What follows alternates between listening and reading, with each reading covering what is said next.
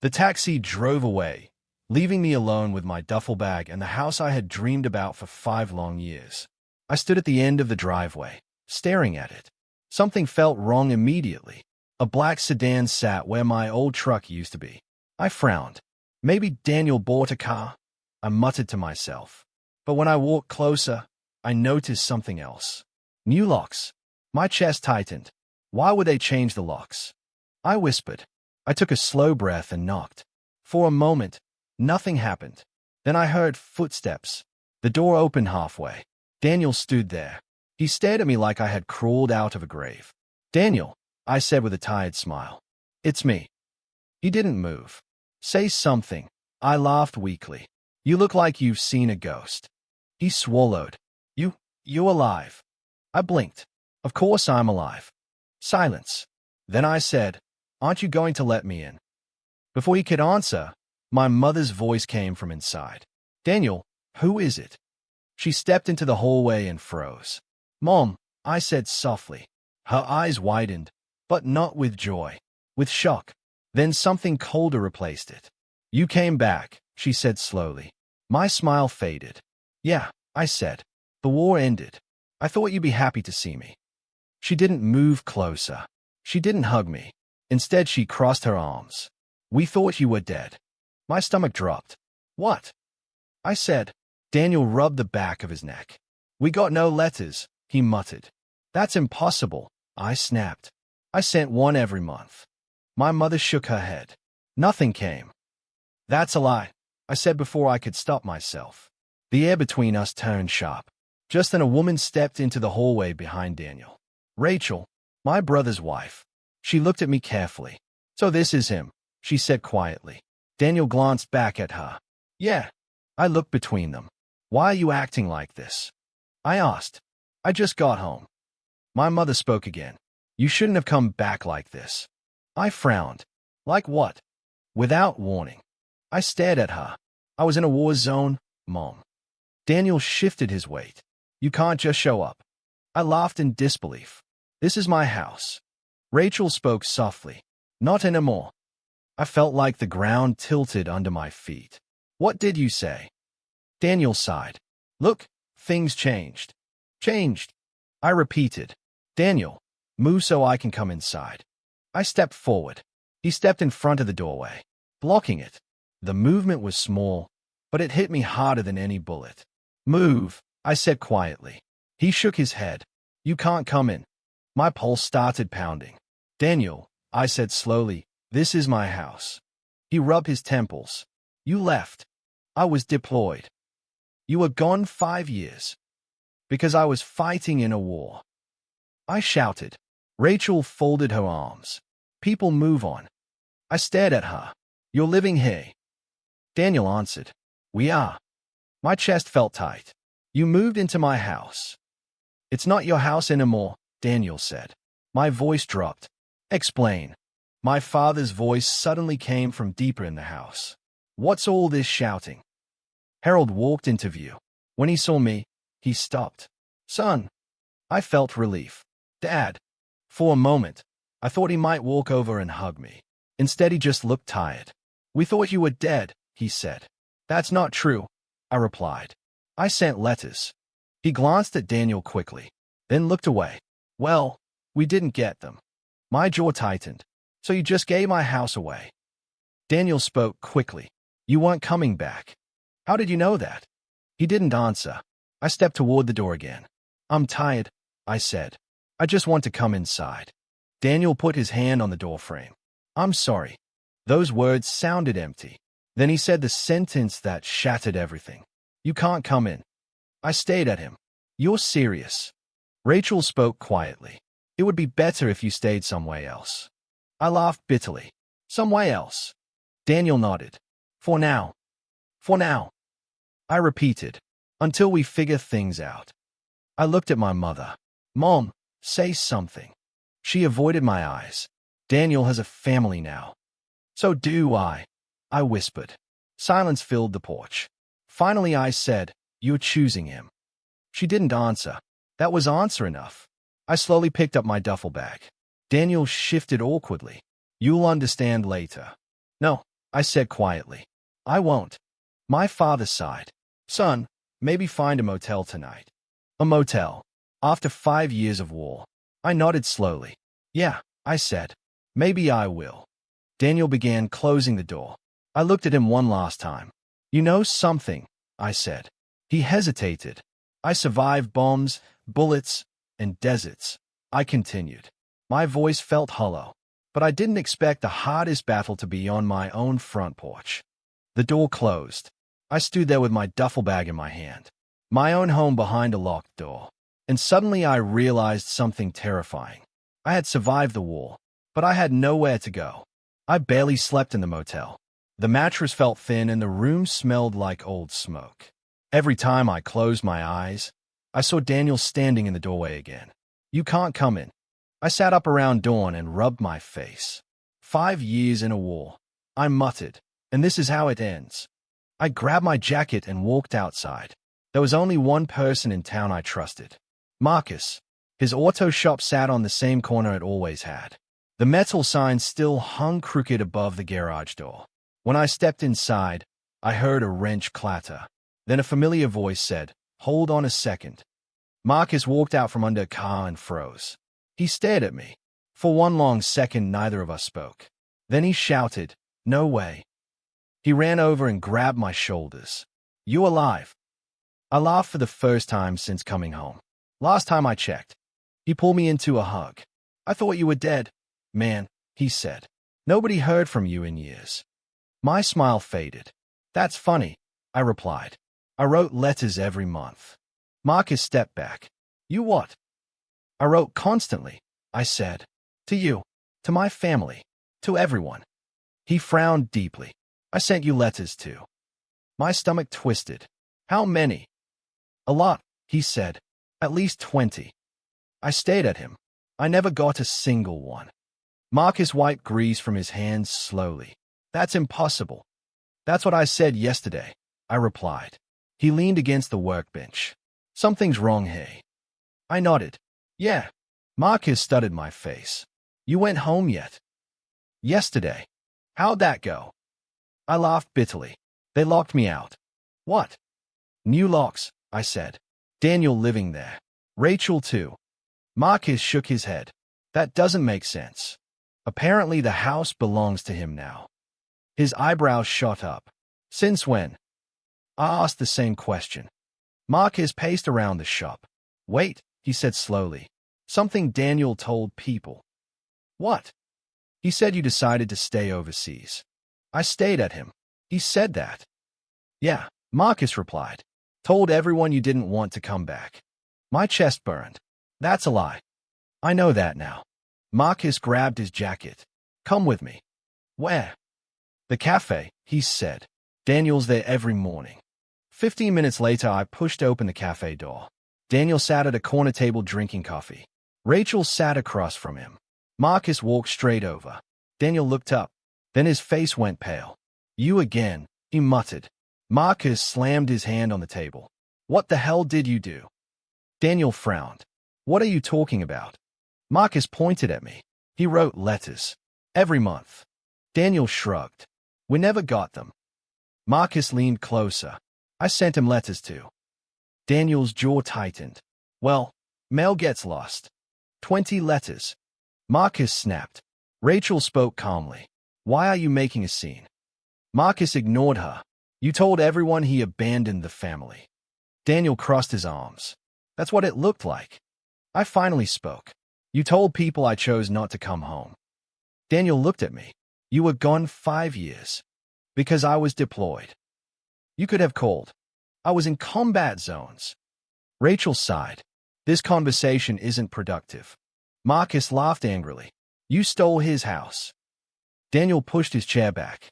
"I didn't steal anything." "Oh, really?" Marcus shot back. Daniel pulled out his phone. "I have documents." My eyes narrowed. "What documents?" "Ownership papers," he said calmly. "The house is legally mine." Marcus looked stunned. "You're serious?" Daniel stood up. "Completely." I stepped closer. "You expect me to believe I signed my house away?" Daniel shrugged. "Maybe you forgot." I didn't. Rachel stood too. We're leaving. Marcus blocked their path. This isn't over. Daniel smirked slightly. It already is. He brushed past us and walked out. Marcus stared after him. That guy's hiding something. I exhaled slowly.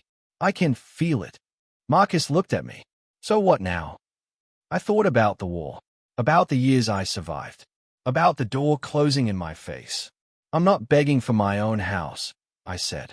Marcus nodded. Good. I didn't survive war just to lose everything without a fight. Marcus smiled slightly. I know someone who might help. Who? A lawyer, he said. An hour later we walked into a small office downtown. A woman sat behind a desk stacked with files. Marcus said, Emily, I need a favor. She looked up. Her eyes studied me carefully. And who's this? She asked. I'm the guy who just got locked out of his own home, I said. Emily leaned back. That sounds complicated. It is. She folded her hands. Start from the beginning. So I told her everything. The war, the letters, the locked door, the documents Daniel claimed to have. When I finished, Emily was quiet for a moment. Then she said, if what you're saying is true, something illegal happened. My heart beat faster. You believe me? I believe evidence, she said calmly. Marcus leaned forward. So will you help? Emily nodded slowly. Yes. For the first time since I came home, my chest felt lighter. Good, I said, because for the first time since the door slammed in my face, I finally felt a small spark of hope. I sat across from Emily in her office while she opened a thick folder. She adjusted her glasses and said, let's start with the property records. Marcus leaned against the wall behind me. So, he said, what did you find? Emily slid a document across the desk toward me. This is the transfer record. I looked down at it. My chest tightened. The date printed on the paper made my stomach drop. That's 6 months after I was deployed, I said quietly. Emily nodded. Yes. Marcus frowned. So the house moved to Daniel while he was overseas. Exactly, Emily replied. I stayed at the signature line. My name was written there, but it didn't look right. I never signed this, I said. Emily studied my face. You're sure? I'd bet my life on it. Marcus stepped closer. That signature looks shaky. I nodded slowly. Because it's fake. Emily folded her hands. That's what we need to prove. She pulled out another sheet. This is the witness approval form. I leaned forward. Who witnessed it? She tapped the page. A clerk from the county property office. Marcus said, can we talk to him? Emily smiled slightly. I already made a call. I blinked. You work fast. She shrugged. I like answers. An hour later, I sat inside a quiet living room across from an older man. He held the documents in his hands. His name was Mr. Patel. He studied the signature for a long time. Finally, he looked up at me. You're saying this is not your signature? I'm certain, I said. Mr. Patel leaned back slowly. I processed many property transfers during my career. Marcus spoke up. Does it look real to you? Mr. Patel sighed. That signature doesn't look real. My heart pounded. Why not? He tapped the paper. The pen pressure is uneven. Emily leaned forward. Meaning? Meaning someone tried to copy it. Marcus shook his head. So Daniel forged it. Mr. Patel raised a hand. I didn't say that. But it's fake, I pressed. He nodded slowly. Yes. Emily flipped through another document. Mr. Patel, do you remember who submitted this paperwork? He rubbed his chin. I believe it was your brother. Marcus cursed under his breath. I felt anger rising inside my chest. So he walked in here with fake papers. Mr. Patel sighed again. It happens more often than you'd think. Emily looked serious. Did anyone question the signature? Mr. Patel shook his head. At the time, no. I clenched my fists. So he stole my house. Emily said quietly, we're getting close to proving that. My phone suddenly buzzed. I glanced at the screen. Anna, my oldest sister. I answered immediately. Anna. Her voice sounded tense. I heard you came back. Yeah. I also heard you showed up at the house. I laughed softly. You mean the house Daniel stole? She paused. I knew something was wrong. You did? Yes, she said. Daniel rushed everything. Marcus leaned closer so he could hear. What do you mean? I asked. Anna sighed. 6 months after you left, Daniel said you signed the house over. And you believed him. I didn't, she replied quickly. But Mom and Dad did. I felt a small wave of relief. So you're on my side. Of course I am. Emily whispered. Put her on speaker. I pressed the button. Anna's voice filled the room. I told Mom the paperwork looked strange. Emily spoke calmly. This is Emily Carter. I'm helping your brother investigate the property transfer. Anna replied immediately. Then you should know something else. Go ahead, Emily said. Daniel told everyone my brother chose to stay overseas. Marcus shook his head. That explains a lot. Anna continued. He said the war changed him. My jaw tightened. He told people I was unstable. Yes, Anna said quietly. Marcus muttered. That guy planned everything. Emily scribbled notes. Anna, would you be willing to testify if needed? Absolutely. I smiled for the first time that day. Thanks, Anna. Don't thank me yet, she said. Daniel won't go down easily. After the call ended, Emily closed a notebook. Well, she said, this is getting interesting. Marcus asked, do we have enough? Emily nodded slowly. We have a forged signature, a suspicious transfer timeline, and a witness. I leaned forward. So we can challenge the ownership? Yes. My chest felt lighter. Marcus grinned. I knew Daniel messed up. Emily's smile faded. But you should understand something. What? If we win this case, the consequences will be serious. I crossed my arms. Serious how? She looked straight at me. Your brother could face fraud charges. I didn't blink. And she continued. Winning the house back might destroy your family forever. Silence filled the room.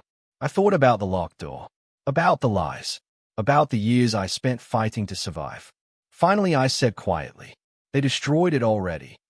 I sat at the wooden table inside the courtroom, my hands clasped together. Emily leaned toward me and whispered, stay calm. I'm calm, I replied quietly. Marcus sat behind me. You ready for this? He asked. As ready as I'll ever be. Across the room, Daniel avoided my eyes. Rachel sat beside him. My parents sat behind them. The judge walked in. Everyone stood. Be seated, he said. The room fell silent. Emily stood first. Your Honor, this case concerns a fraudulent property transfer that occurred while my client was deployed overseas. Daniel's lawyer immediately stood. My client denies all accusations. The judge nodded. Proceed. Emily placed a document on the evidence table. This is the transfer paper that moved ownership of the house to Daniel. The judge looked down. And Emily pointed to the signature. My client did not sign this. Daniel finally spoke. That's not true. I looked straight at him. You know it is. Daniel shook his head. You signed it before leaving. Emily turned toward him. Can you prove that? Daniel hesitated. Well, he said he might not come back. That's not proof, Emily said calmly. The judge leaned forward. Do you have evidence he signed willingly? Daniel's lawyer cleared his throat. Not directly. Emily lifted another document. This is testimony from Mr. Patel, the property clerk who processed the transfer. The judge read the statement silently. Then he looked at Daniel. The clerk believes the signature was forged. Daniel's face turned red. That old man doesn't remember anything. Emily spoke again. There's more. Marcus stood up behind me. The judge frowned. Who is that? Emily said, a witness. Marcus stepped forward. I'm Marcus. I've known him since we were kids. The judge nodded. Continue. Marcus held up a stack of envelopes. These are letters. Daniel shifted uncomfortably. Emily asked, letters from who? Marcus looked directly at Daniel. From him. He handed the letters to the judge. I received them while he was overseas. The judge flipped through them. Marcus continued. He wrote to everyone. His family. His friends. Daniel suddenly spoke loudly. So what? Marcus turned toward him. So you lied. Rachel whispered, Daniel, stop. Marcus pointed at the envelopes. These letters prove he never disappeared. The judge raised an eyebrow. Why are they relevant? Marcus answered calmly. Because Daniel told everyone my friend abandoned his family. I watched my mother's face pale. Marcus continued. But he didn't abandon anyone. He held up another envelope. He asked about his parents. Every single time. My mother covered her mouth. Marcus added quietly, and I kept copies. Daniel slammed his hand on the table. That proves nothing. Emily responded instantly. It proves he stayed in contact. Daniel shook his head wildly. He didn't care about the house. I leaned forward. You're right. Daniel blinked. What? I didn't care about the house, I said. I trusted my family. Silence filled the courtroom. My mother's voice finally broke it. I thought you were gone. I turned to her. You thought I was dead. She looked down. That's what Daniel said. Daniel snapped. Mom, don't start. She looked at him with tears in her eyes. You told us he stopped writing. My father shifted uncomfortably. The judge looked at him. Sir, do you have something to say? My father sighed deeply. Daniel convinced us. Daniel snapped again. Dad. But my father kept speaking. He said our son didn't want to come back. I clenched my jaw. Did you ever try calling the base? I asked. My father shook his head slowly. No. Marcus whispered behind me. Unbelievable. My mother began crying softly. I believed him. Daniel stood suddenly. You're all turning against me. The judge slammed his gavel. Sit down. Daniel dropped back into his chair. Emily spoke again. Your Honor, the timeline, the forged signature, and the hidden letters point to deliberate fraud. The judge studied Daniel carefully. Do you have anything else to add? Daniel's voice trembled slightly. I thought he wasn't coming back. That's not justification for forgery, the judge replied. The courtroom felt tense and heavy. Finally, the judge spoke again. Based on the evidence presented today, I am ordering a criminal investigation into the alleged forgery. Daniel's head snapped up. What? The judge continued. Ownership of the property will also be reviewed. Daniel looked around the room wildly. For the first time since I returned home, I saw fear in his eyes. Real fear. Marcus leaned toward me and whispered, We did it. But I didn't feel the victory I expected. I looked at my parents, at my brother, at everything that had fallen apart, and I realized something strange. I wasn't happy. I was just tired. 3 months later, I stood in front of the same house again. The front door looked exactly the same, but everything felt different. Marcus stood beside me. Well, he said, it's officially yours again. I exhaled slowly. Yeah. The court decision had been clear. The house belonged to me. Daniel had been charged with fraud. Rachel left town 2 weeks after the hearing. Marcus crossed his arms. So, you finally going back in? I stayed at the door. I don't know. He nudged my shoulder. You fought pretty hard for this place. I fought for the truth, I said quietly. Marcus looked at me. Fair point. Just then the door opened. My mother stepped outside. She looked smaller than I remembered. Can we talk? She asked softly. Marcus whispered, I'll wait by the car. I nodded. He walked down the driveway. I faced my mother again. She clasped her hands nervously. I'm sorry. The words hung in the air. For what? I asked. For believing Daniel. I watched her carefully. You believed him for 5 years. She looked down. I thought you stopped caring. I wrote letters. I know that now. Did you ever question him? I asked. Her voice cracked. I should have. My father stepped out behind her. He avoided my eyes. Son. I crossed my arms. You could have called the base. He nodded slowly. I know. But you didn't. No, he admitted. Silence stretched between us. Finally, my mother whispered, Are you coming home? I looked past them into the house. The hallway looked familiar, but something inside me felt distant. I don't think I can, I said. My father finally looked up. What do you mean? I mean it doesn't feel like home anymore. My mother wiped her eyes. But the court gave it back to you. I know. Then why leave? I took a deep breath. Because too much happened here. My father sighed. You're still angry. No, I replied quietly. Just done. Marcus called from the car. You good? Yeah, I answered. My mother stepped closer. Please don't walk away from us. I looked at her sadly. I didn't walk away, I said. You pushed me out. She started crying again. I wish we could fix it. Some things don't fix, I replied. My father rubbed his face. So what happens now? I'm selling the house. Both of them froze. You're what? My mother asked. I already signed the papers. My father stared at me. This house has been in the family for years. And look what it did to us, I said. Neither of them argued. After a long silence, my mother whispered, Will you visit? Maybe, I said. Marcus honked the car horn lightly. I picked up my bag. Before leaving, I looked at them one last time. I hope things get better for you, I said. Then I walked down the driveway. Marcus opened the passenger door. How'd it go? As expected. He started the engine. So where to now? A new start. 2 weeks later, I packed everything I owned into the car. Marcus helped me load the last box. You got the job offer? He asked. Yeah, I said. Construction company 2 towns over. He smiled. Not bad. Emily walked up beside us. Everything ready? She asked. Just about, I replied. She handed me a folder. Final sale documents. I took it. Thanks for everything. She smiled warmly. You earned it. Marcus looked at her. You should visit sometime. Emily laughed. I might. I closed the trunk. One more stop, I said. Marcus frowned. Where? The jail. An hour later, I sat across from Daniel behind thick glass. He looked thinner, tired. You came? He muttered. Yeah. He stared at the table. You took everything from me. I shook my head slowly. No. He looked up. You took the house. You took everything from yourself, I said quietly. He didn't respond. For the first time, he had nothing to say. I stood up.